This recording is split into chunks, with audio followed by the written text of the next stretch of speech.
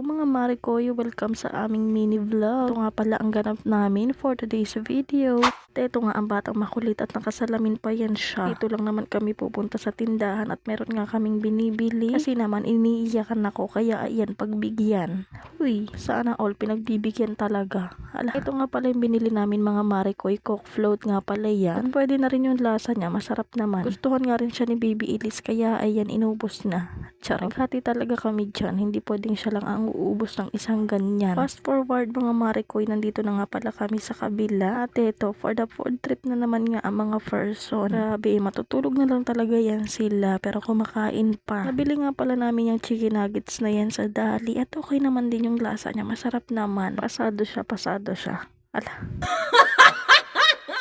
Hala, nakakahiya naman. Nakita nyo kung paano ako ngumuya. Grabe, napaka-OA. Ngumunguya lang naman. Kita nyo yun, sunod-sunod yung subo niyan. Hoy, be, dahan-dahan. Mabulunan ka naman dyan. Paano hindi sunod-sunod ang subo mga Marikoy? Masarap naman kasi talaga siya. Grabe, dito na naman nga ako sa maraming tupiin. Pero dyan ka muna sa Gedli. Sa susunod ka na. Ala ka.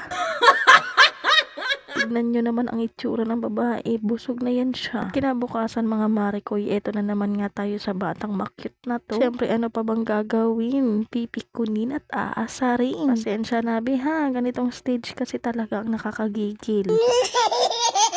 At pamaya-maya nga mga Marikoy, eto nga at nakatulog na nga siya. Nakaramdam siguro siya na aasarin ko lang siya kaya ayan matutulog na lang daw siya. Hala, kinagabihan nagpunta kami dito sa shop. O diba, walang kapag-urantok mag-ina na to. Pero wag ka, may baon-baon pa yan siyang apple. Baka daw kasi magutom siya. At grabe naman talaga, may pa-cute-cute pang nalalaman. Aww.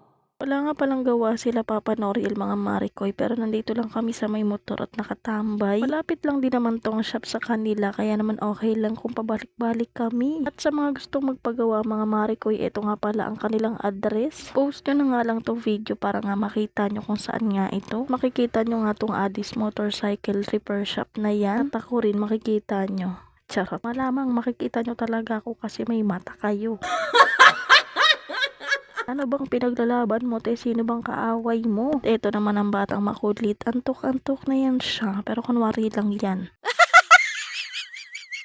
Siya nga talaga ang nag-aya na pumunta kami dito. Kaya nagkukunwari lang yan siyang inaantok na yan siya. Kapag umuwi kami, napakaligalig lang yan sa bahay. O diba? Sabi sa inyo hindi pa yan siya inaantok. Nagkukunwari lang. Dahil magaling kang umakting be, pwede ka na maging singer. Charot. O diba, pagkatapos mangulangot, parang wala lang nangyari. Ang galing mo talagang umakting bata ka. Tagtatawanan nga lang kami dyan mag-ina, hindi ko alam kung bakit. Hala, baliw yan.